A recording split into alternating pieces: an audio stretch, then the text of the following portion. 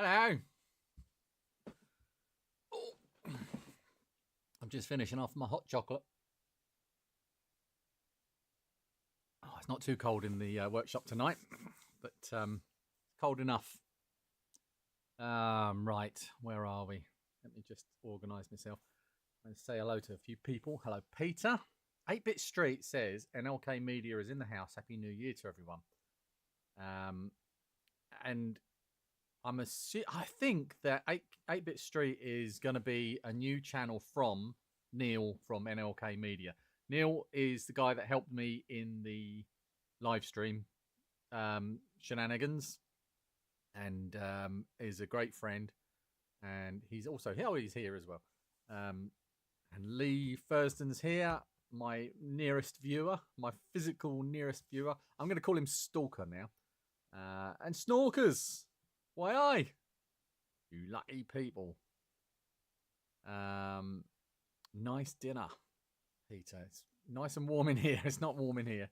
Roy's here. Hello, Roy. I was thinking about you just now as I'm looking through. I had a quick scan through the photos that we're going to look through, and the Mega Drive 2 cable that lives in the back of your Spectrum popped up on there. So I don't know if we're going to get to that one tonight because there's a lot of photos to get through. But that I'm probably, I am going to do another one of these streams if I can't get through all of the photos tonight, just to do the whole thing. Last year I did this as, in fact, look at that. It's right here. Let me switch to that one. This is my second channel, which started 1 year ago. I think that was on, let's have a look at the date. The 5th of January. So just over a year ago, I started the second channel. And then one of the first things I did was a 3.5 hour video of my photo review of Retro 22. And it was I really enjoyed it, and I've tried to do it again this time. I did sit down and record like the first hour or so, but I didn't fancy editing it, so I didn't. I thought the best thing to do when you don't want to edit something, you still want to do a video, is to live stream it. So let's do that. Ross Bennett's here. I was thinking about you as well, Ross, because there was a message from you in one of the photos. Devilish Design. Hello, mate. How are you?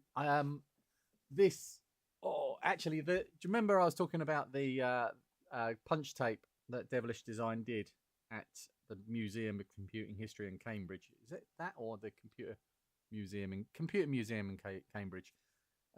This is that punch tape. Oh, I have to cover my eyes up. Oh, my light's not on.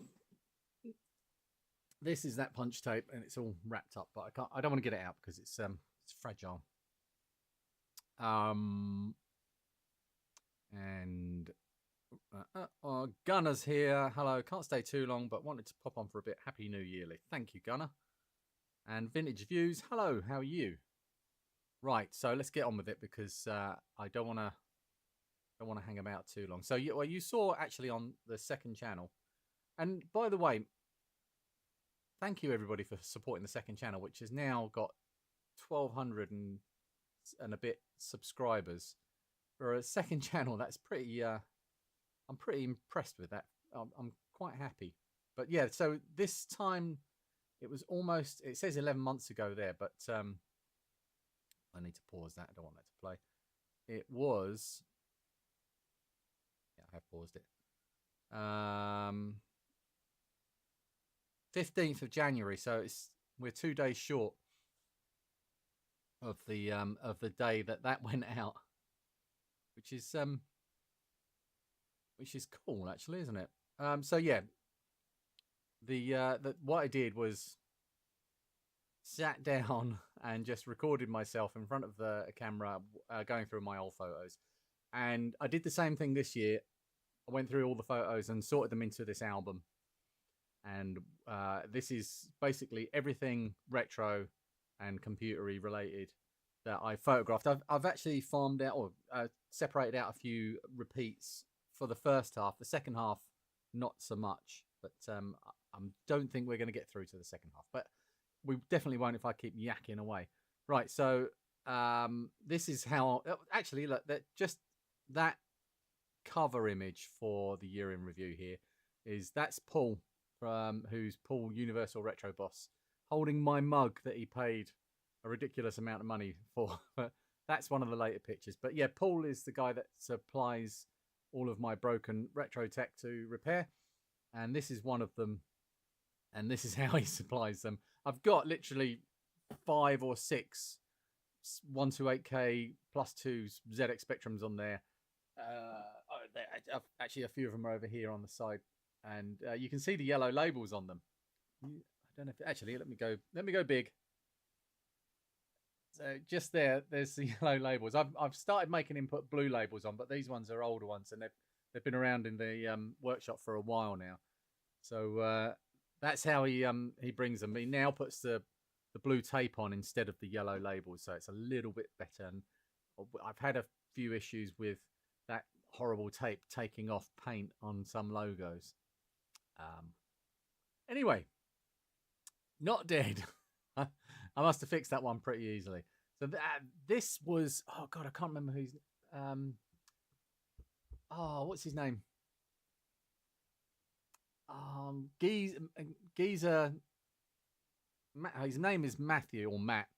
I met him at the cave in September, and in the earlier in the year, he asked me on Twitter if I would like a ZX81 that's been a bit muddy. So this is that ZX81, and this is the note that he sent me. Video output might be a bit muddy, which did make me chuckle. I still haven't fixed this one. It's high on my list of wanting to fix, but we'll get round to that one eventually. It really was disgusting. I did get accused of faking that one.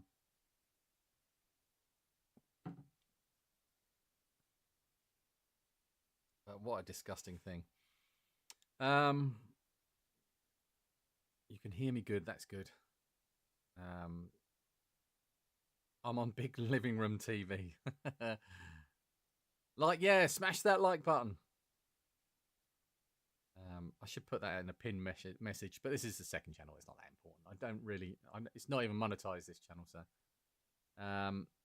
this was Neil, you might not have seen this one. This one was rescued from a shed or a barn which had been open to the elements, and the person that sent it to me had just bagged it up and sent it as it was, and it really was full of mud.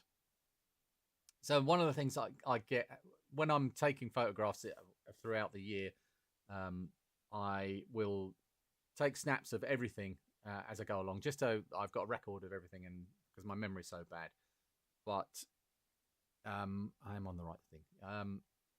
I'll also take screenshots of things that like comments, and you'll see as we go through the year, I take screenshots of my stats to keep track of how well the channel's doing. And last year, 2023, was spectacular.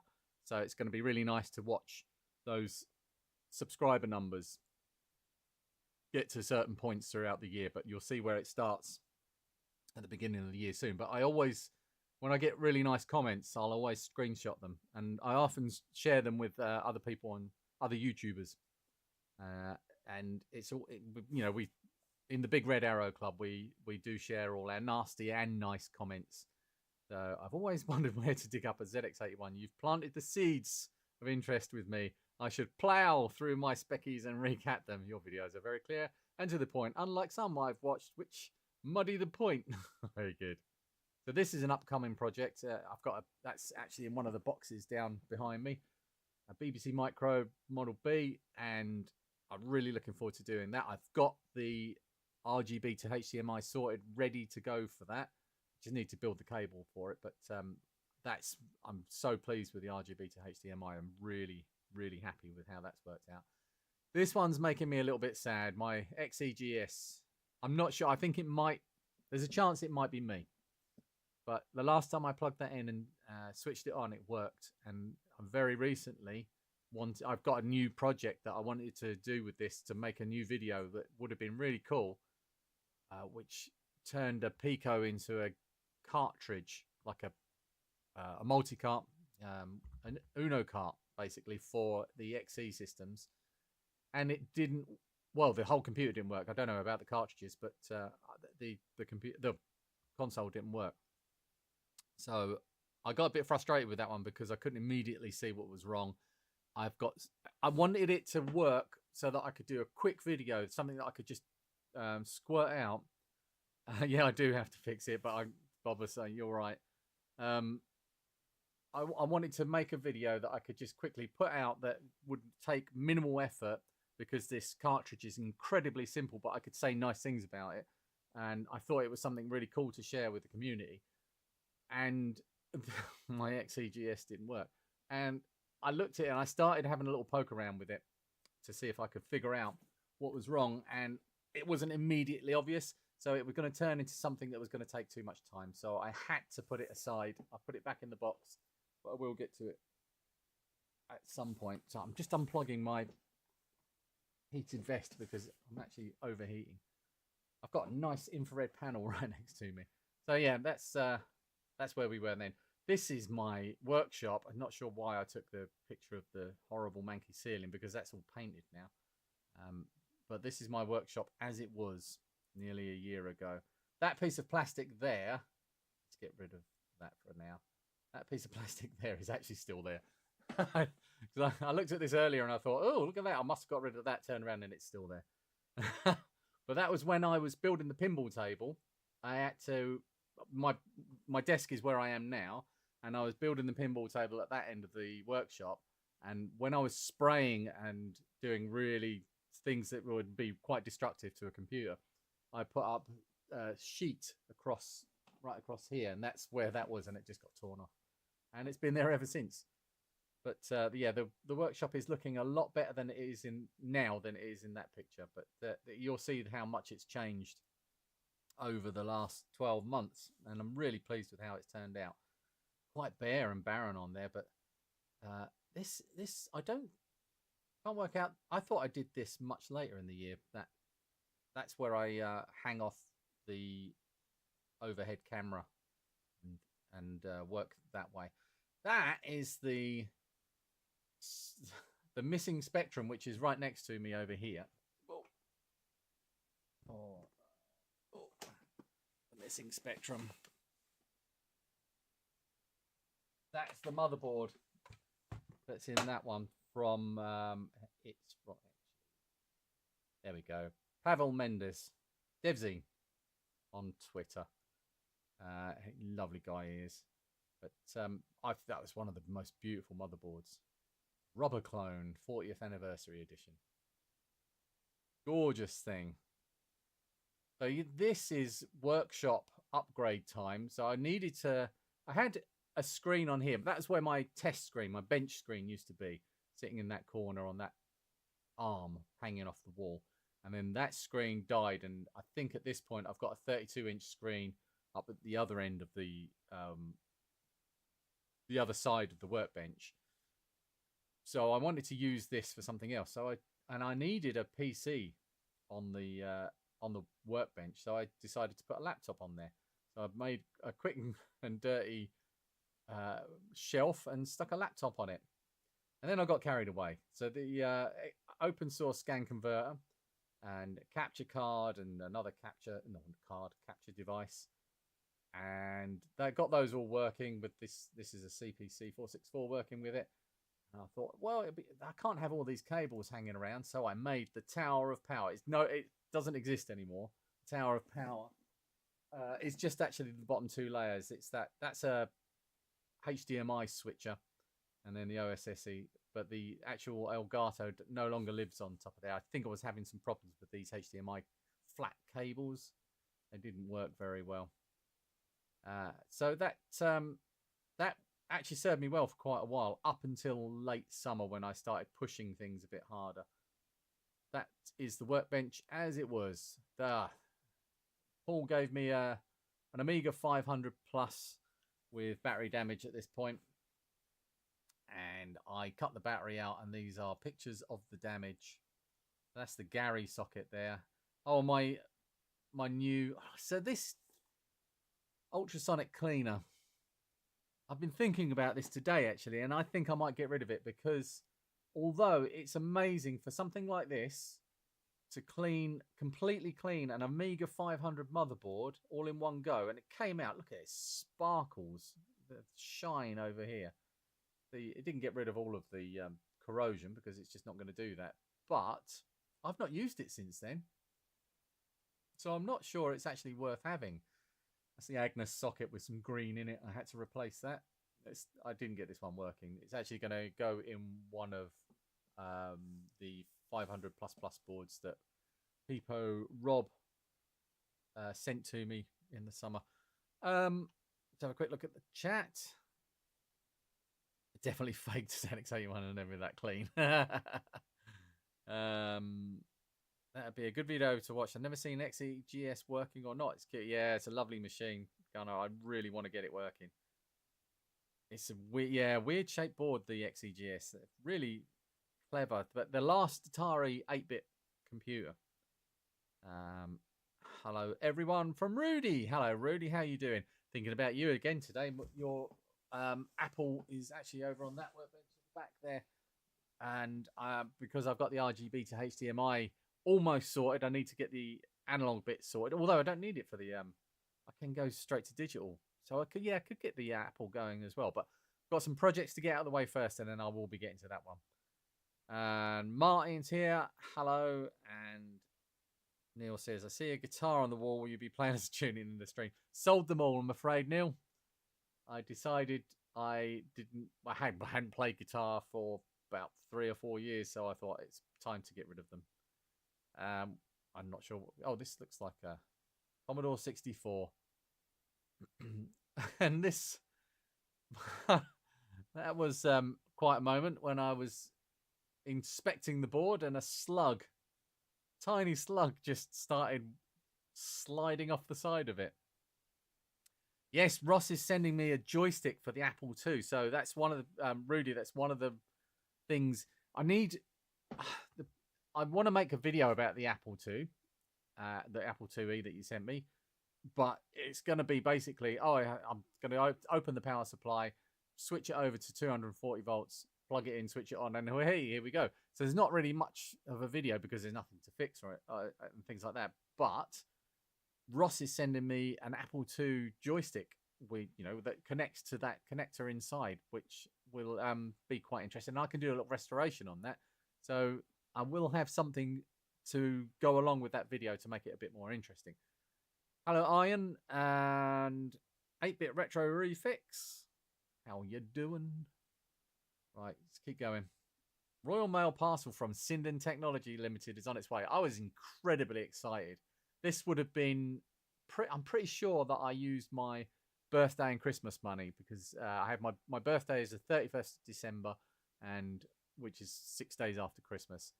And I usually can, get vouchers off of family, and what did I buy this year? I bought something. I think I bought a capture. Yeah, I bought a capture card for this camera. It might even be the one it's plugged into. To make, when I'm streaming on the bench, I've got 2 cameras on the go. I need 2 capture devices. So I bought a capture device with some of my money. But last year I bought a Sinden light gun. And I was so excited. And that's how it turned up, which put a bit of a damper on it. But fortunately, the inner box, although the inner box was damaged as well, the gun was fine. But I played it for a little while, got it all set up, and it was fine. It actually worked amazingly well. I got really frustrated with all the different emulators and ways that you have to set it up to get any kind of meaningful gameplay out of it. It's much better if you have a game that you want to play rather than trying to set it up so that you could have a selection of games on different systems. That's futile trying to do it that way. Pick a game that you want to play. Pick Virtual Cop or Virtual Cop 2 or something like that, or Point Blank. Pick that game, get it set up, and play that game. Forget about all the others, and then it's amazing. But because I got quite frustrated with it, I put it away, and I ended up actually lending it to Neil at the cave, which I'm going to I'm going back to the cave February the 24th on a patron day, and I'm going to pick it back up again. But it's been there for I think I took it there last May. Yeah. I forgot to pick it up the last time I was there. So what we're looking at here, this is Gary. This is more of that Amiga 500 Plus with the battery damage. After I cleaned it in the ultrasonic bath, changed the Agnes socket, changed the Gary socket, plugged it in, and it didn't work. I thought, well, this is quite a lot of work, and I had again, similar to the XEGS, I was under time pressures with other projects, so these kind of projects get pushed back until they're a bit more mature, when other things maybe come into place. And in fact, with the Amiga 500 Pluses, I've got two of those. Rob sent me two plus boards, and I've got two Amiga 500 Pluses to actually install all of the parts into, so that should be good. So Jobber Joe is Jobber Commander, and he does on Twitter, he does a roundup of all the retro channels every week, and he's a really nice guy. And he sent this message about Simon's here, isn't he? Is Simon here tonight? Flibble Sand? No, I don't think he is, but Simon has sent me the Amstrad 464 Plus, and the one that was really needed quite a lot of work to get it fixed. And this was a comment about Simon being brave enough to actually send that in to me to be fixed and make a video about, which is, not many people were going to want to do that. And I still am really appreciative that he allowed me to fix it for him and make a video. That was a really cool project. But yeah, hard mode off the bat, and still gave it a damn good go. He did a thousand times better than what I could achieve. He really did. Not many people would take on a fix like that, or an upgrade like that on a board like that, with the wrong tools and wrong materials. And he didn't do a bad job, but yeah, it did end up a little bit worse for wear. But we got it fixed. That capacitor trace repair was a work of art. I think this is one of my evergreen videos. I'm trying to think what he calls it. James Ghost UK calls it something else now, but Sparky, I think it is. The Spectrum from Hell is what the videos were called. And yeah, one of my lovely comments. So we're at 2,400 subscribers at this time of the year. Let's, where's the info? Nope, go back. Info is what we want. So the 3rd of February, 2,400 subscribers. I think I hit 2,000 at the beginning of December. So I was quite pleased with progress at this point. Getting another 400 subscribers in over the Christmas period was really good. I love this one. This is a fuse in a Commodore 64 with the fuse wire on the outside. It's not meant to be like that. Oh, that might not be the actually, it's not. That's a C16 or a +4. This was one that never made a video. Quite a few machines will come through the over the workbench and just get fixed because they're not going to be interesting enough. Coincidentally, the 5 128K +2 grey Spectrums over there all have the same fault. And it's one of those things that if they'd come individually, it's such a simple fault, just changing one transistor. If they'd come on their own, one at a time, they would never make a video. But because I've got 5, that's actually quite interesting. So that's going to make a video plus some other stuff that's going to go along with the upgrades and mods that you can do to a 128K +2 grey. But this C16 +4, I think it's a +4. The only thing that was wrong with it was its head. And Adam Commodore Lad, bless him, on Twitter, the most Commodore person I know, I described the symptoms and he went, yeah, it's a dead Ted. I'll send you one. Plug it in. If it works, then you can pay me. Really nice guy. So it just worked. I just had to clean it up, and it was and repair or replace a post in one of the keys. But that was it. So the ultrasonic cleaner. This is the ZX81 that was in the mud bath, and you can see that the lettering, the silk screen on it is white here, but if you look over here, it's all gone blue. So what happened there was I put what was it? It's like Windex in there as a cleaning agent. You can use anything in ultrasonic baths, and it did a lovely job of cleaning the board. But it dyed all of the white, so silk screen kind of blue, and I like it. But the this ZX81 is going to take a lot of work. Like, look at these wires are so heavily corroded, and bits of the board are corroded there as well. But there's things like this, the other side of a resistor pack, and they're all. I think there's. I don't know how many are. There might be 2 or 3 resistor packs. There's one there and one there. I thought there was one up here, but maybe not. Okay, yeah, 2 resistor packs, but they're both corroded on the other side, and the chances of that making the right contact are slim. So they need to come out, probably be replaced. But there's also this bit. I don't know where that is. Let's try and work that out. What would that be? Oh, that's the keyboard connector there. So yeah, the keyboard connector. That's a row. Oh, that's a resistor pack. So there are. Oh no, that's the other resistor pack. Yes, so that's the one that's actually corroded. That's not going to be a problem, but this one is definitely going to be a problem. Sorry, I should mute myself before I cough.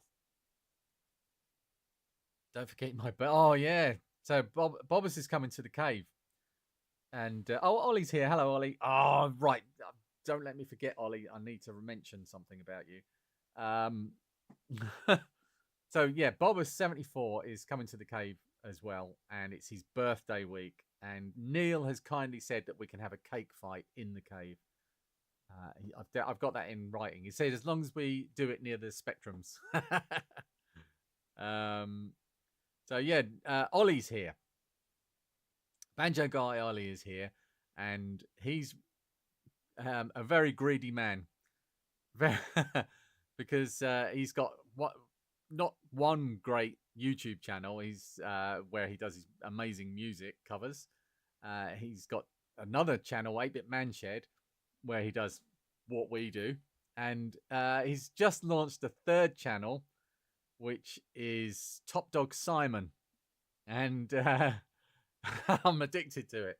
It's basically all of the bits with his sidekick dog Simon and all of their funny skits, and it is absolutely amazing. I showed it to my wife earlier today. I showed her the one where you jump into the van on the getaway bit, and she wet herself laughing. It was so funny.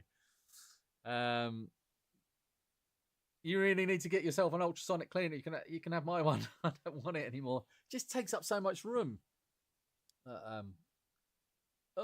It's you can't see it. It's actually behind that stall there. I think. Yeah, no, it's behind the crate at that end. It's huge. It takes up a massive amount of space on that workbench storage. But yeah, that needs to go. Right, so let's get through this a bit quicker, because otherwise we're not going to get to the end of 2023 before the end of 2024. Look, more corroded legs. So I don't know. I might see if I'll see if I can get this going. I'll probably take all the components off of another ZX81, and so that I know that I've got something working going in there, because I don't even know if any of these components have survived. And see because I want to get that motherboard working. I want that motherboard to be the one working. But if it's not, then it's going to be a case of taking all the components off of it and put them into a recreated motherboard, and see if we can get it working that way. So if any of you see this game, I would really appreciate it if you would pick it up for me, and we can talk about price. Don't go mad. But this is the one game from my youth. I can remember going to buy this in Colchester, getting on the bus to Colchester, driving there, going. I had like a tour around all of the games and computer workshops, the computer shops. I was thinking of the Games Workshop, which was actually part of the tour that I did around Colchester.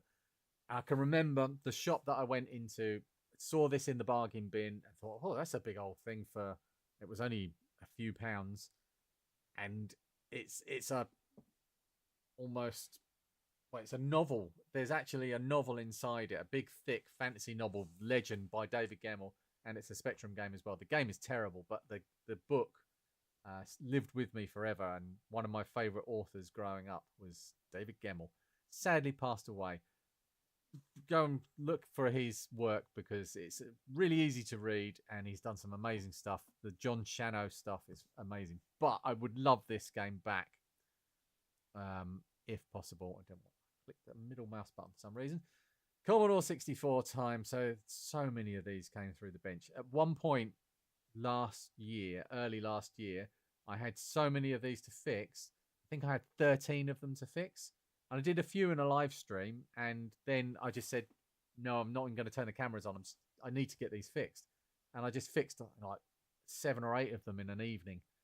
That was a good fun evening, but you didn't get to share in it. Oh, that's terrible. Is that Terrible Fire? Ah. So I've never met the guy. So Stephen O'Leary is the man in the in that section. Oh, that's interesting. Oh, okay. Legend the book is amazing. It's Jobra Commander. Joe's here. I mentioned you earlier. Your picture came up. The game is terrible. Legend the game is terrible. It's a really bad game. But it's kind of got a bit of a cultish status. It might just be in my own mind. Bye, Rudy. Good night, mate. Take care. So my workbench often looks like this.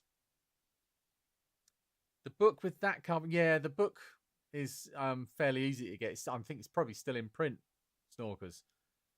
But the game, the whole package, I need to feel that package again. And the bizarre thing is, when I first saw, I probably said this on a previous stream as well, when I first decided I wanted that game back, I remembered it and thought, oh, God, that was one that stayed with me. I've probably still got the book in the loft in a box somewhere, but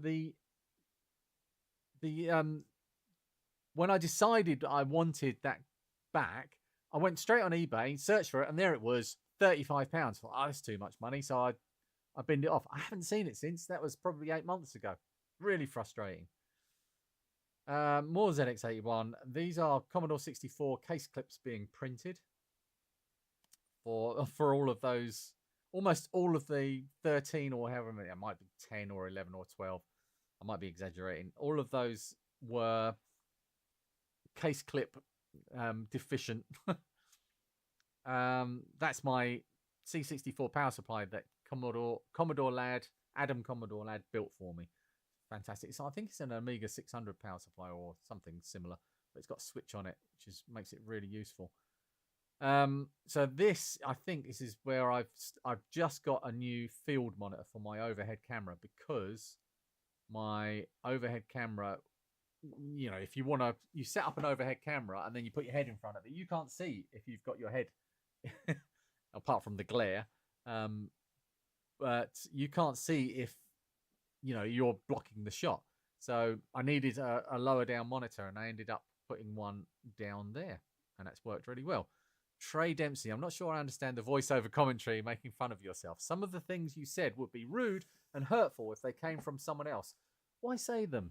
Well, because it's funny. Why make that comment? Oh, I love this one. Look at that. That is in at that end, and it's mostly in at that end, but not quite. So that's an MT RAM chip on a Commodore 64 motherboard, and yeah, that was somebody's repair attempt. Look, that's always where they're going to struggle to get the ground pin out, because that one is hard to melt the solder through from both sides with the wrong equipment. And yeah, this one, look, there's a solder blob on that leg there. And then there's another solder blob underneath that chip there. I found stuff all over the place. But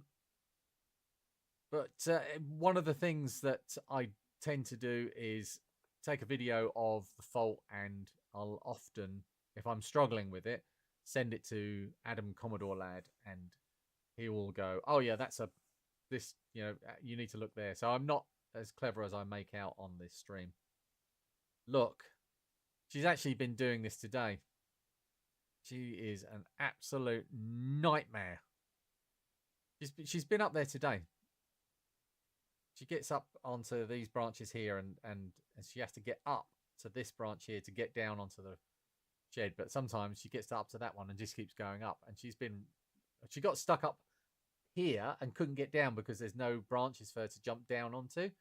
So I had to build at the top of a ladder, full stretch, steps for my cat up the tree. So, all right, first of all, what is that?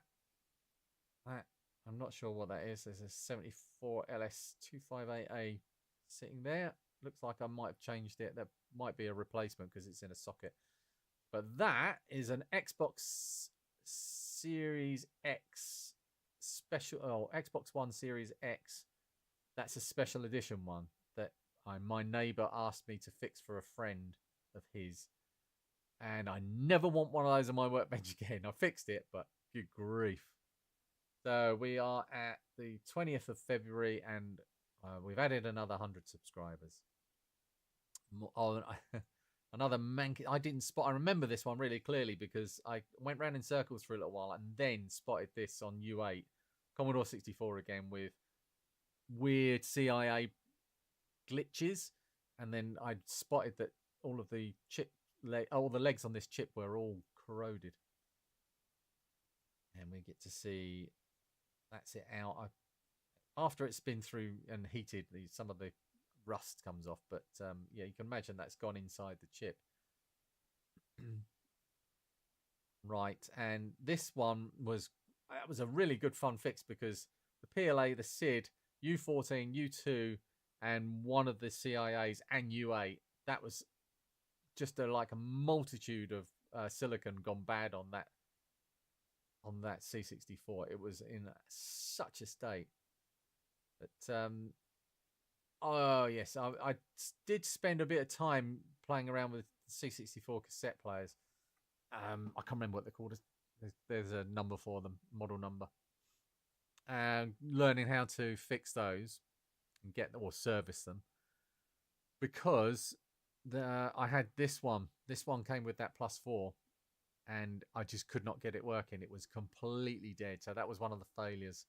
This is the inside of that Xbox Series 1 X, and that was what was wrong with it. Someone had ripped a connector off of that board, and it was a heavy multi-layer circuit board. Really, really difficult to actually solder that back on. It would, you put your soldering iron would stick to it.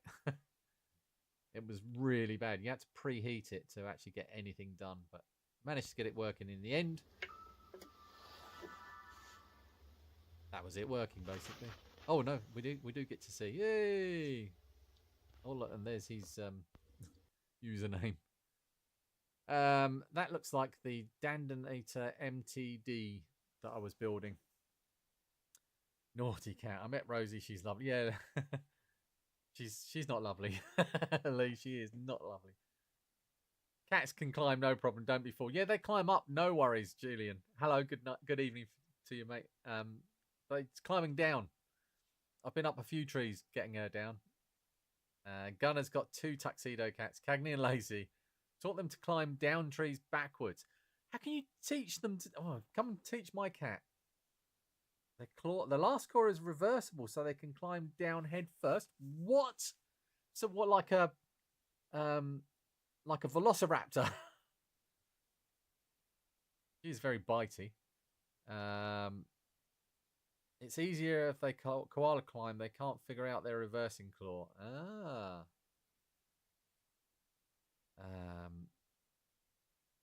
tape drive. No, it's a C something. I can't remember.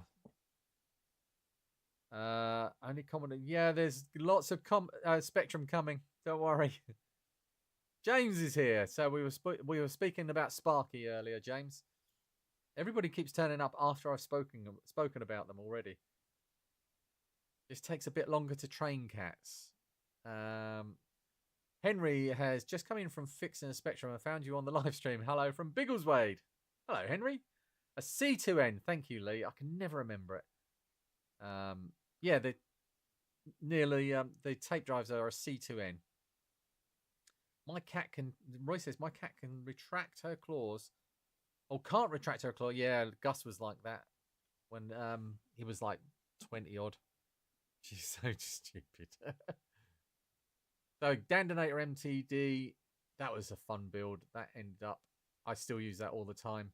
That one, I used it yesterday. In fact, I plugged in a 128K plus 2 grey in on my 50-inch 4K TV yesterday using HDMI, RGB to HDMI, and with an audio integrator, HDMI injector, audio injector. And I was playing Manic Miner on a 50-inch TV, and it looked like an emulator. It was so clear. Skippy, sorry.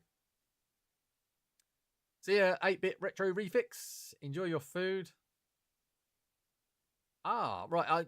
How would I say your name? Hello from Ukraine. How would I say your name in English? Because I can't read your name. And it would be nice if I could, just so that I could say hello back. Hello to Ukraine. And everybody, smash that like button. So, yeah, it was. Oh, the other one, the tape drive for the +4. I have no idea. I thought I just assumed it would still be a C2N, but it's got a different plug on it. So yeah, my Dandinator still gets used all the time. So this was my workshop. Hello, Taro. Kalantai. Kalantai Konstantin. Kalantai. What a cool name. Hello. I hope you're safe in Ukraine. Right, so this was my workshop. This side of my workshop. Over. Can I just put that? So where all of the new bit is, that's what you see here on the, I mean, that's that wall. And there were 37 boxes in here. Well, there probably still are 37 boxes. And plus this cube storage thing that was sat right next to me here. And there was wood piled against the wall behind all of the boxes as well. All the wood that I had for upcoming projects that I never did.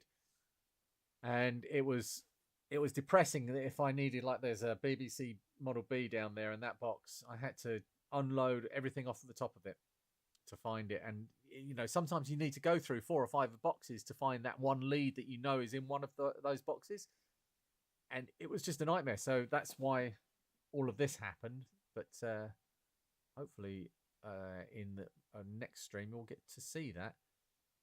This is the case clips being affixed to Commodore 64 cases. I can't remember what that is. I honestly can't remember what that is. No idea. PLA, SID, U14. Oh, that's that one. Yeah, that's that one that was totaled. But we did bring it back to life, that one. And I know he put a new case badge on it. I think the guy that bought it actually contacted me. So 2,600, we are on March. So we're putting 100 subscribers a month at this point. That is, right. So the SD Drive Max for the 8-bit Ataris, that's a project that's still outstanding, and which I can't, well, I could do it with my Atari 400. That will work with that. But I was having all sorts of problems. I mean, you've seen Lee Smith print stuff out. I can print things, but not to his standard. Right, so this is the workbench as it was then. So the you know, that bit's still there. There is now a new section at this end of the workbench, but my old soldering iron and soldering stand, which actually that did work really well, having it all set up like that and having that's actually on a magnet, so I can remove that easily. Both of those are on magnets, and that works. Yeah, that worked really well, but it's very different now. That is an Atari video composite mod. Best one I found. Fantastic. But getting those variable resistors was a massive pain. Still got a few of those for the next. I've got an Atari 2600 Junior to fix, but I had a peek inside it and it really is in a bad way. But that's the old one that Lee Smith actually made on his milling machine for me. And this looks like I'm actually replacing that with that. That is an inductor that failed on that. This is a Vader 4-switch Vader. So the inductor went on it, but I think you could just remove it and it would still work. I don't remember if I actually replaced it in the end. I think I did. So that was a good fun one. Apart from so looking at this bit here, that bit there is where the TRRS jack is for the video and audio, so that you have one of these pigtails with TRRS plug on one end and composite and audio RCA jacks on the other to plug into there. So it's a really neat way of doing it. But because the pinouts are always different on those TRRS jacks or those TRRS pigtails, when I sent this back to Paul, this is one of Paul Universal Retro Boss's machines. He got one of those and plugged it in and said, "Oh, it doesn't work." and that was because I'd forgotten that they never come to the same. But yeah, the quality of that output was excellent. That isn't. I think that. Yeah, look, it's Trash Bag. One of my 2600 is Trash Bag, and I've changed the composite mod on that one as well. Yeah, I love Trash Bag. Trash Bag. So this is the repair I did on Trash Bag, where someone had blowtorched out that connector. That's the hot glue holding it in on the other side. That will fail one day, and then it's all just going to be horribly. I'll have to do it again. My nose is running or blocking.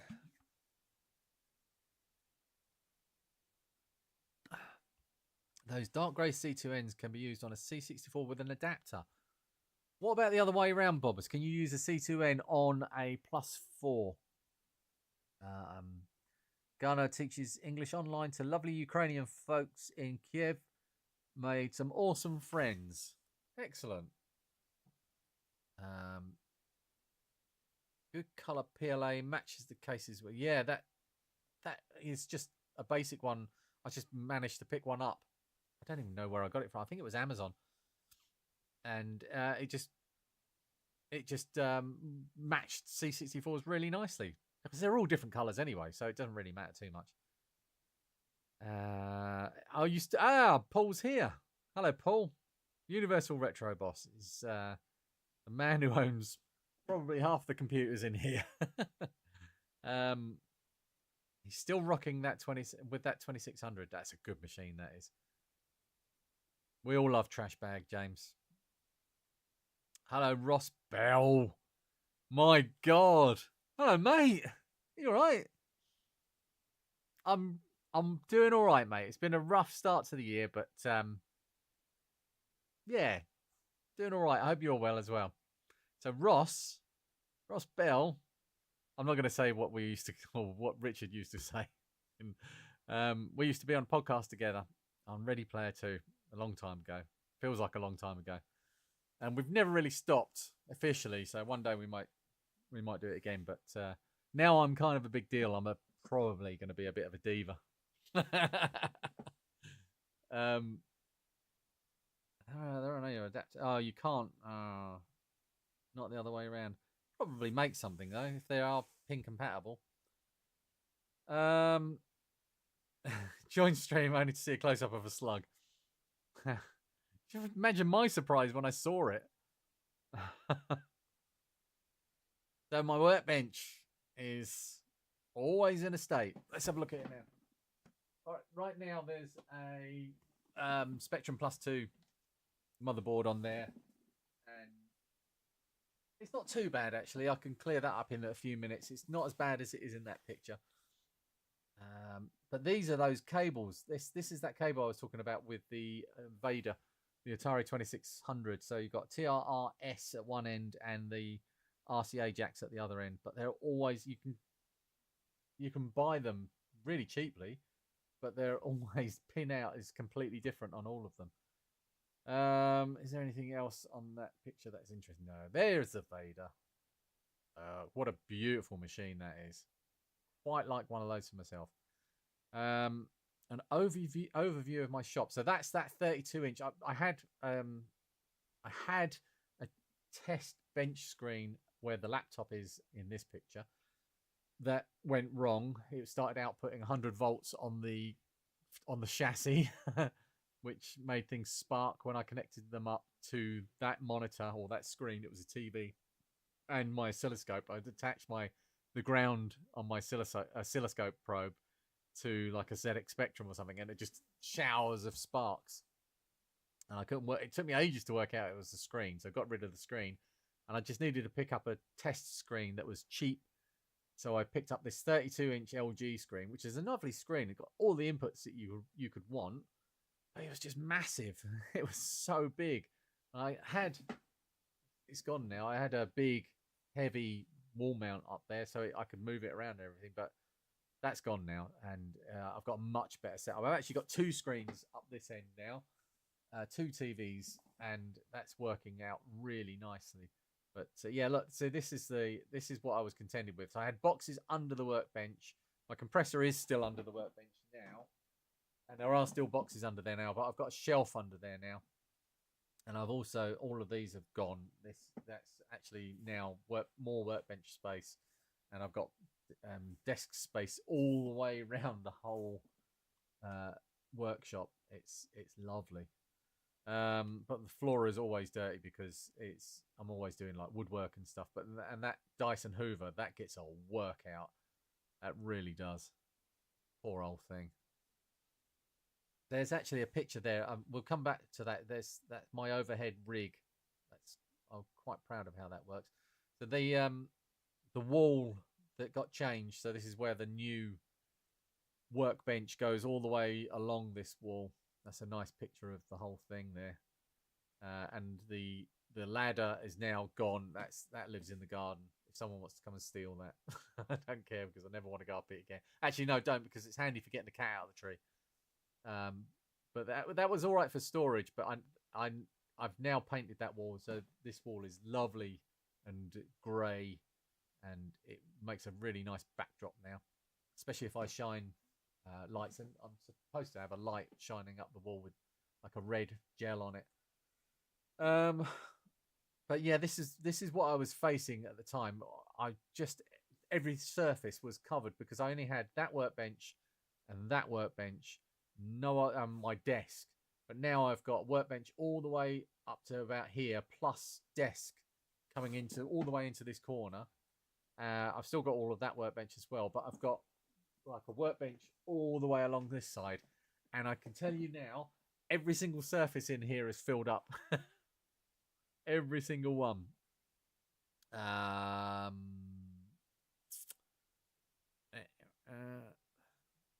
Little late in the data set discussion, but the grey one is a 1531, so I think that's what Neil said. Oh, 1530, okay. 1530, I didn't know that one. Thank you, Tara. Trying to catch up on the stream on 2X. You can always go back and watch later. Just ordered some of that PLA. Ivory will be very useful. Thanks, Peter. Oh, excellent. Yeah, ladders make really good shelves. Russ says the best screen I have is a rubbish Curry's TV. It has every input ever, including an analog that picks up computers. Yep, I've got a couple in here. Well, I've got a few. Let's go to that one. So I can't really. Oh, actually, just behind my microphone, that is one screen there, and you can just see up there. There's another screen there, and then over on this side, right at the end there, that's a screen that Lee Thurston in the chat gave me a Dell, and I've got my big 42-inch Toshiba. That's originally from our big telly from front room, and then up on the workbench, at the back of the workbench, that screen there is a Samsung. That was the recent repair video one. That one is excellent. That tunes in really nicely.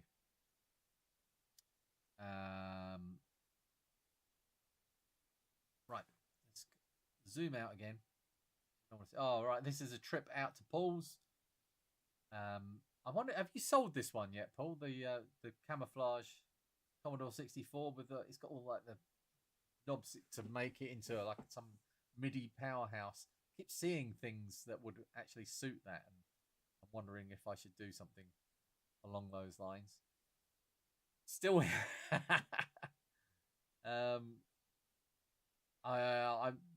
Paul gave me this.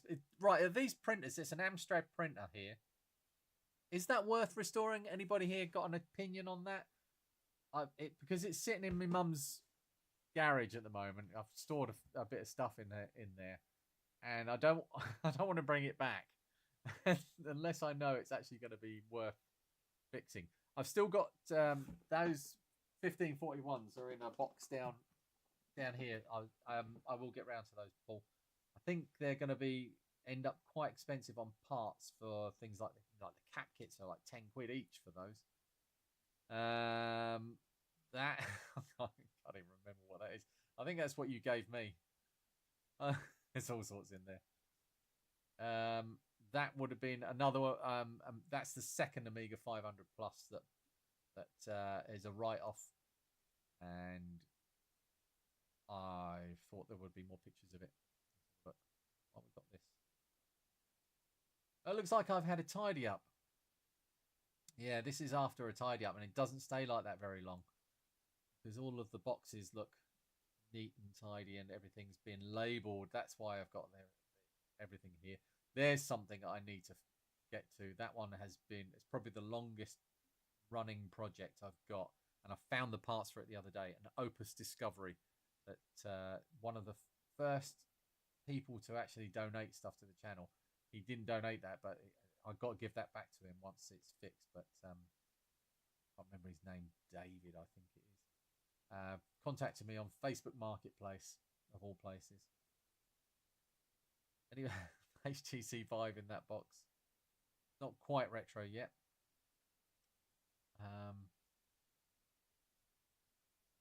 Coffee machine. I think that was my wife's birthday present.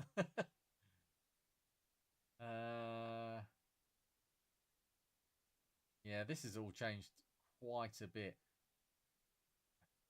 I've got a bandsaw that's sitting up on the bench over there. Actually, Lee, do you want to take that bandsaw away next time you're passing and get rid of it for me? Unless you want it. I'm watching with other printers. Another, yeah, 500 pluses. Okay, yeah, this is power tick screen. No, disk drive maybe, but that's a 500 plus that didn't make it.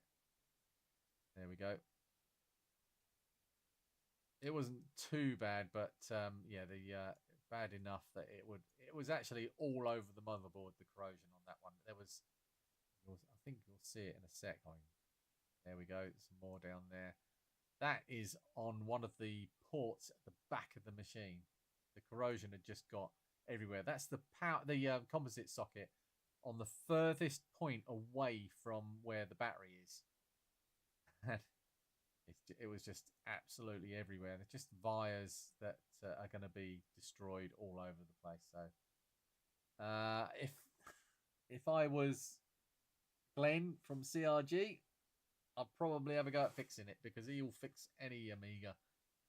But I think I would rather just spend the time taking the parts off of that and putting them into a new board. I think I would end up with a more reliable machine and be a better use of my time. I like these ones.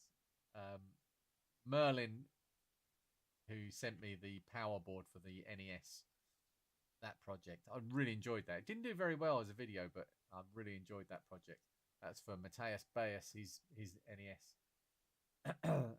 One chocolate bar at a time, you're becoming UK's version of Adrian Black. New milestone reached. International Candy and Mail Call video. +1 EXP points. Excellent. Not in Monday, so we'll have to be Wednesday or Friday. Okay, mate. I'll check the calendar. Snorkers annoying a legend for the ZX Spectrum sold on eBay on Christmas Day for 20 quid. Oh my god! I've got it in as an alert on eBay now, but obviously I wasn't paying very much attention. But I need my army of friends that watch the channel and support me to keep an eye out for it and let me know when it comes in because I really want that back. You've sent him a 500 plus, Neil. Oh, it's a 500 plus from Peepo Rob. So it would be awesome to find a revision 8A500 ECS without a battery. Yeah. Yep, it would. So that was a nice project. That is Mike DX sent me a load of Game Gears to refurbish, and one of them he wanted really pimped out. So that got the screen and the new case and everything, and wow, that really did look nice. There's my tripod with my field monitor, camera, and teleprompt. Trying a different angle, but the lighting was poor, so I never used it at that point. Well, actually, no, that's actually the angle. This is the video. I think I was filming the video for, yes, the Atari ST FM. So there's Charles's ZX Spectrum Recreation goes next level with new manuals and packing goodies on Hackster.io. He was on all sorts of channels, this one. Brilliant video. Charles will be back. He's actually had a new baby and he's 4 months staying with his in-laws and a new baby. That is the packet that Reese from Control Alt Reese threw at me from his YouTube channel into my YouTube channel on that STFM video. I really enjoyed that bit. Yeah, the Game Gear was so cool. The new game, well, not the new Game Gear, but if you upgrade a Game Gear now, Ross, you can get LiPo batteries to go in there and new power boards and the screen. The upgraded screen will draw much less power, so you can actually have them. So it's now a usable machine with an EverDrive for multiple ROMs on one SD card, and it'll only cost you probably a couple hundred quid. You sent him to an A500 and a 500 plus. The A500 was a rare board revision he didn't have, and I ended up with 2 of them, so I sent him one for his collection. Oh, that's very nice of you. Commodore is not the only fruit. Yeah, Atari ST. Teleprompt. Wait, you've been scripting this whole time. Yeah, it took me hours. I've been writing this script for weeks. I do some of like the intros and the outros are scripted, and then the bits in between, and well, voiceover is obviously scripted because I'm just reading that off the script. But not the only fruit. The Atari ST Mage himself. That is actually an interesting point, and one of the highlights of my year. How long we got? 25 minutes. So this is around May. Let's have a look at this one. Find out what the date was. March when I recorded that. When did we go? Maybe it was late March. Oh, it was April we went to the cave. The first time I went to the RMC cave was in, I'm pretty sure it was April, but we'll see that in a second.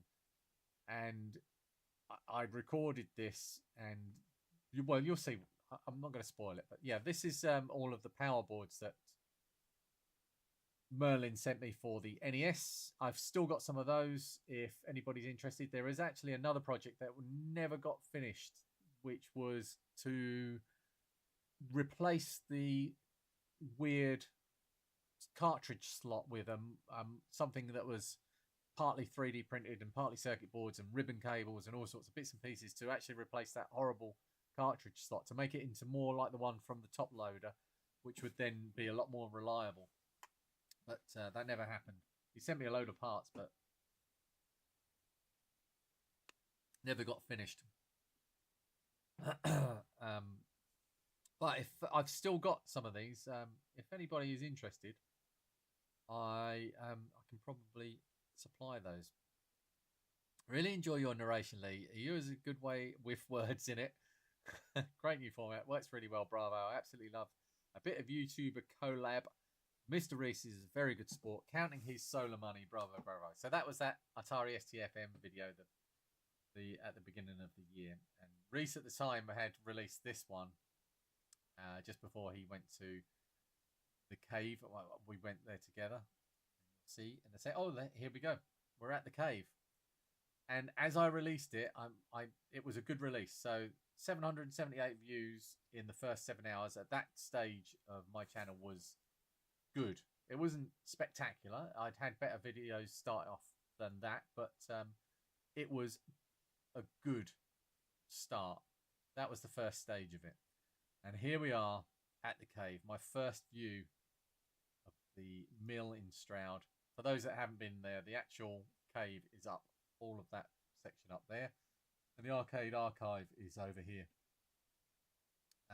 It's a magical place. I think that's actually view from my hotel. Yeah, that's the hotel, the Bear in Rodborough. And I stayed there by myself and had a lovely time. There's me with my thumb over the lens of the mill pond. And they haven't done it since, I don't think.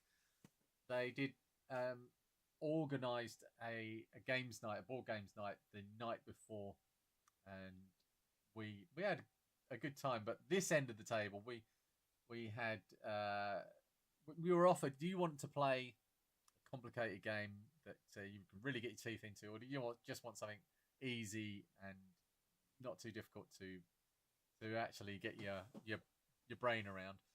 And I chose, along with Reese and Catherine, Reese's lovely other half, and a few others like Castado's there, I chose the easy end. Neil and all the others up the other end, including I've forgotten his name. My brain. The guy who runs Heber. I've met him so many times now. Sorry, this is just me having a senior moment. No, that prototype Neil was at a different museum. Anyway, so they all chose the difficult game, and we played like 3 rounds of this, and they were just still in the setup stage. They had a terrible time. They all came away with headaches and feeling confused, and we were sitting there having a beer and a laugh. And Reese with his silver play button. It doesn't actually say Control Alt Race on there. This is the room if you're going to stay at the Bear. Richard Horn, thank you. God, my brain. Hello, Chris. How are you doing? And Carl. Chris Cathers volunteers at the cave, so he would know. Who's that handsome gent? And dataset 1531 is still going. Yeah, that's one of the rooms in the in the Bear of Rudborough. The Bear of Rudborough. No idea who these idiots are. Never seen them before in my life. That is something I would love. That's the kit form, unbuilt, of the ZX81. How it was, you know, the cheaper version if you wanted to buy a ZX81. That's the MK14. That I was partly responsible for that being at the cave. That it actually belongs to Howard from Dubious Engineering, and he had me on his live stream, and we were talking about things that we'd collected, and I got something that I can't even remember what I was showing him, and he said, "Oh, I've got something that's going to trump that," and he pulled out this boxed MK14, which is like the first Sinclair computer. Very, very, very rare. And the Neil was watching that stream and said, "Do you mind if I have that for the cave?" And so it's on permanent, well, not permanent, on long-term loan there. No, I don't know who he is either, but he's hot. Hot, get it? Hot. Looks like you changed your watch between the arcade machine and the pinball machine. Either that, or you downloaded a new face. So my watch often gets, because I'm a hands-on kind of person, my watch often gets in shots, and I change my watch face quite often. I've got a different one actually on since last night, and someone had noticed and made a comment about it. So that video, the Atari ST-FM, 2,100 views. So that grey line there, that box there, for those that don't have a YouTube channel, you probably wouldn't be aware, but this is where the range of expected performance for a video would be in that grey line. So it's actually starting to take off a little bit. And 2,000 views in 3.5-ish days, not bad. Not bad. That was doing okay. 29% more views than usual is good. So I was that was while I was at the cave. So I think we'll see. Let's go back. Oh, I took a lot of I took a lot of screenshots of this bit. But yeah, 2,000 views in 48 hours is good. 100 subscribers over that week is good. There's a lot of really, really good stats that were going on there. And I managed to hit 3,000 subscribers on the 9th of April. And it carried on going. So impressions is how many times people see that in their feed. They're not necessarily clicking on it. Click-through rate would be a percentage of your impressions. And that started to really take off. And when you see things like this bit here, this little tail at the end here, that little bit there, when you start to see that on one of these graphs, you think, oh, something's happening. And this is the first video that I had that this has happened to. 6,000 views at that point, so in 9.5, 10-ish days.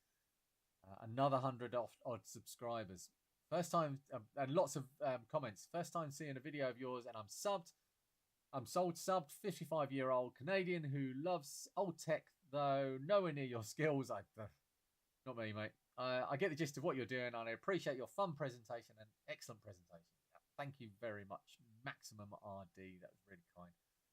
Yeah, the subscribers were going up, and I have no idea why there's an Amiga 500 plus in the middle of this bit. I don't even remember what that's there for. That might even be the charity Amiga. Well, there's my demographics. So my average age is in fact, I'm in this bracket now. I've just tipped over into the 55 to 64 bracket. Oh my god. So I was going a bit nuts at this point. This being the first video that really took off for me, it stressed me out. It really did. I couldn't sleep. It's happened since then, and I've been fine. It's actually no problem at all. Love it. Love that sort of comment. And it's still like 149,000 impressions in 10 odd days. And we're still going. I'm still picking up subs. and still cracking along. But let's leave that for a second, because that is, for those that know about the befriending scheme, he's saying funny, the same male to female ratio that we all have, yeah. And I know that that's not necessarily because there's no females watching. It's actually because YouTube looks at your category and assumes that only males will watch it. It's not actually using the proper stats from people saying I'm male, female, or other. It's actually just making an assumption based on your viewing habits of what you watch. Really weird. So if you're female and you watch a lot of retro tech stuff, they'll just assume you're male. So I've been told. So this is the befriending scheme. This is the farm at the befriending scheme. It's actually changed quite a lot since then. I think they've spent some of our money. There's a lovely new path going across here, and there's a lot of new buildings over there. There's a pig as well called Star that Thomas absolutely loves to bits. So first 13 days, 10,000 views. I think it started to tail off a bit then, but I'd never had a video go 10,000.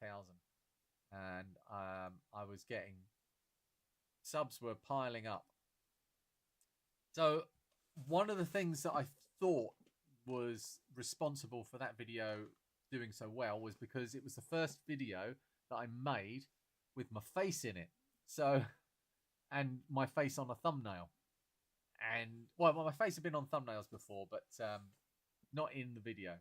Not so much. So, this is me doing my best to make thumbnail faces. I don't tend to do this so much anymore. There she is. There's the nightmare cat. And there she is, stuck up the tree. She's meowing there because she can't get down. And that's when I had to build steps for her. I can't remember what that was. Julian's here. One of the first interactions that we had. Julian's been amazingly kind and helpful for the channel. And he sent me an adapter for making ROMs for the C64, VIC-20 and Dragon 32. And it's been incredibly useful. Oh, 666. Yes, Snorkers once had, he's told me this before, once bizarrely had a viewership of 100% women aged 45 to 54. And I think that's because they probably just did a calculation and averaged it and said, oh yeah, fine, all women then. She is a menace. I got some, these were, right, so that's right outside. There's a couple of utility cabinets on this wall. This is a garage, basically. And on the other side of that wall, I could hear something really loud one evening. And it was these two doing the naughty.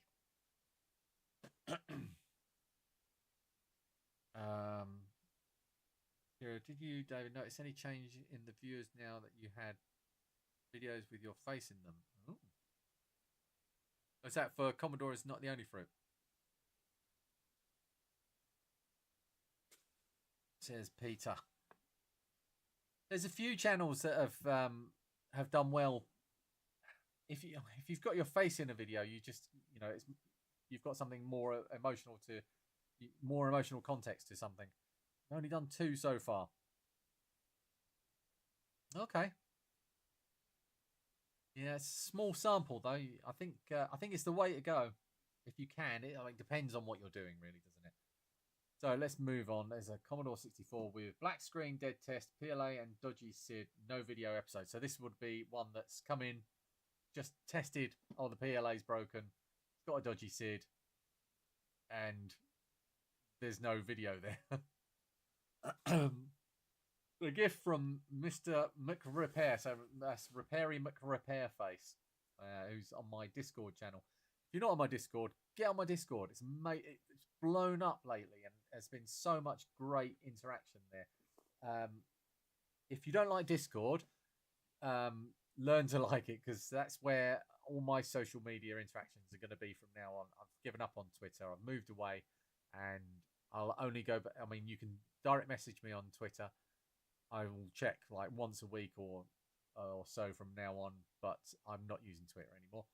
I'll use BlueSky, but until that starts getting busier, it's not going to be really very useful. But yeah, this is Repairy McRepair sent me a gift from my Amazon wishlist, which was really kind. Can I say the videos you do are really good? Of course you can say that. The way they are put together and your character are amazing, very entertaining. Keep them coming. Commentary is funny, 10 stars. Thank you, Richard. I've had a few comments from Richard I can remember over the time that I've been doing this. This looks like it was the next video, which might. Oh, I think. Right, so 165 days. That point there is when the video that I had blow up, minor blow up, that dropped about there, so it had an effect on previous videos as well. That is the joystick. I picked that up at a car boot sale in the summer, and that ended up on eBay for the charity. I did it as an auction just to have a warm up to make sure that I could get all the auction stuff right, which I did mostly. And I think it was Primo Karma bought that for a ridiculous amount of money. No idea if it works. I don't think he's got anything to plug it into. Hello, Hired Gun. I'll be I'm gonna finish in about 8 minutes. I have to go at 9 o'clock, but I will be doing probably next Friday. But I'm gonna have to do things. I can't plan too far ahead. There's been some family stuff going on, and it's making videos is a bit difficult at the moment. And we had some time in hospital, and having to be a little bit more out of the workshop, and so I'm not getting as much time in here as I'd like, and I can't plan things. I can't plan too far ahead, so keep an eye out. I will aim for Friday next week to do the next one, but it could be not Friday, Saturday next week, but it could be on a different day. My Commodore 64. That's my test bed. So you look, 724 subscribers from the 30th of March to the 26th of April. That was a big boost, but it was not the biggest boost that I got last year. And I got a new thermal camera as well.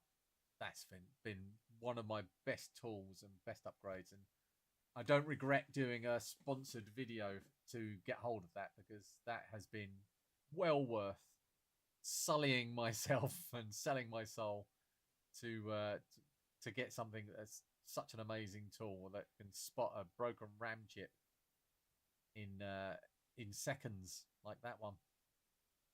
Brilliant tool. Go back. Explore your more fun making it. Here's how your channel did last month. 722 new subscribers, 29,000 views, and 261,000 minutes watched. That was a good month. The best one I'd had so far. Don't ask me what that's all about. My workbench is looking good.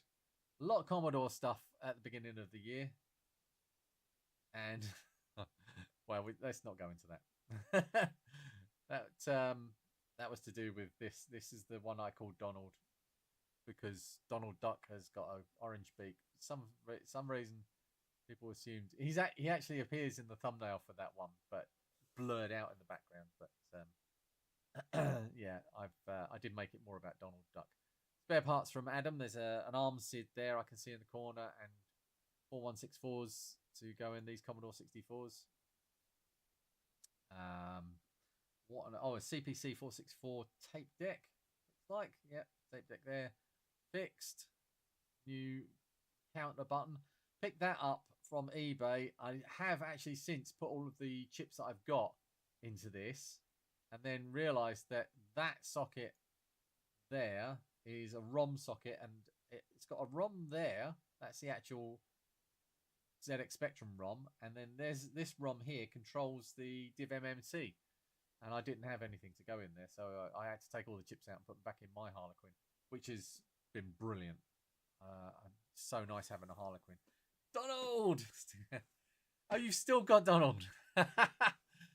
That's excellent. Chris's Retro Nook. Hello, can't stay long, need to get to bed. Not here for long, Chris, so don't worry about that. Only going to stay a few minutes, and now I've been here the whole stream.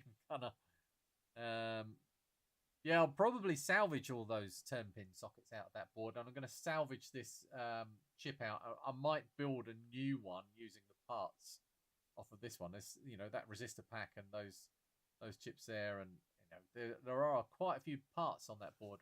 But I think because it's an issue 1, I just don't trust it.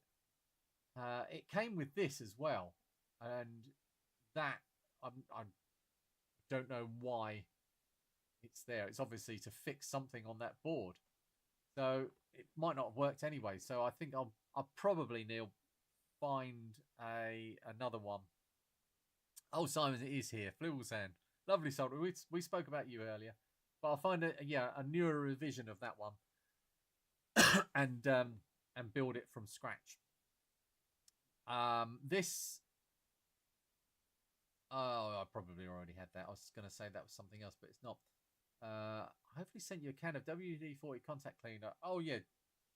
Dave at Retro Workshop. He's Retro Workshop is a channel where somebody's like done this, made their YouTube channel, and he's got some really cool videos.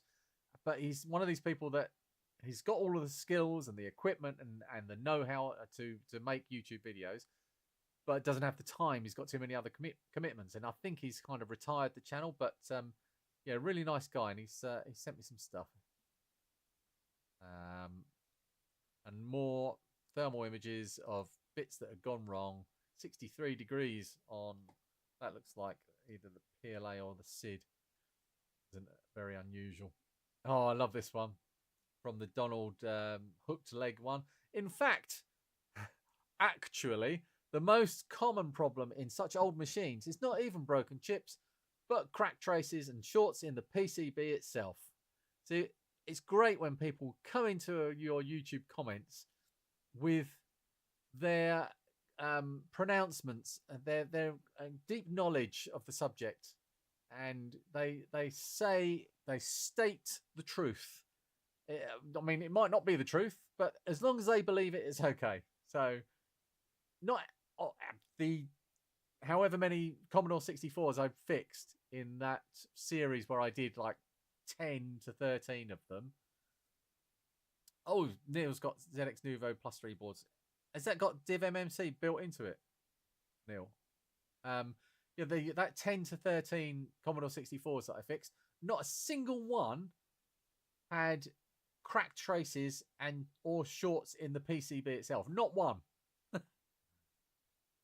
Can't be a good alternative fact. Hey, Spectrum. Oh, why is that rotated? Can I rotate this? Where's edit? Rotate left. There we go. A specky, a plus. Oh, a plus case.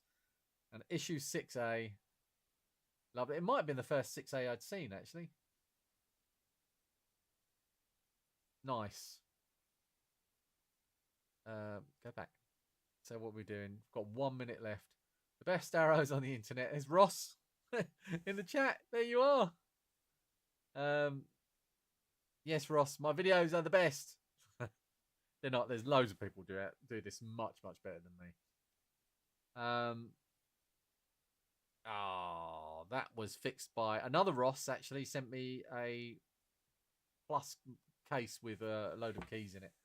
So that's how that one got fixed.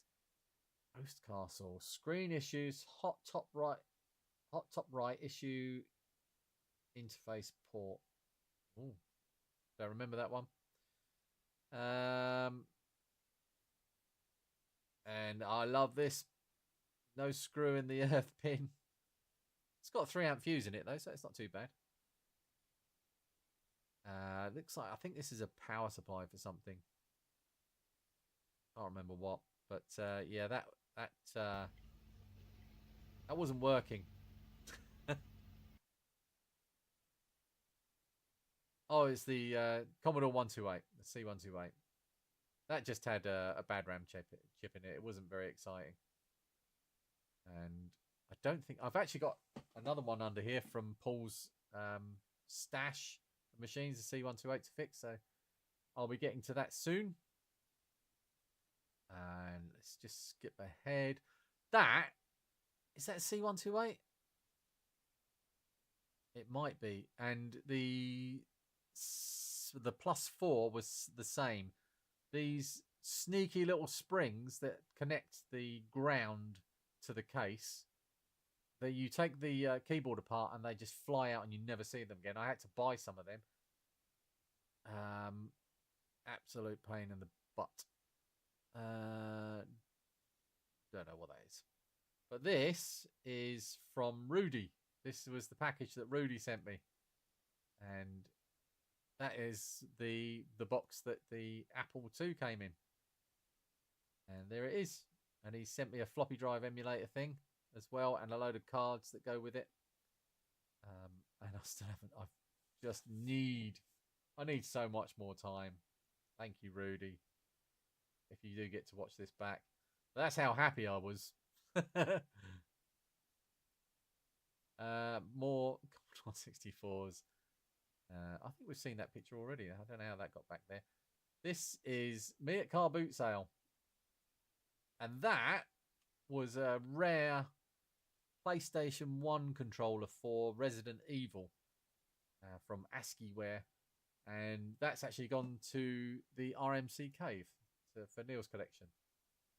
Resident Evil. That was a steal. They're worth quite a lot of money, they are.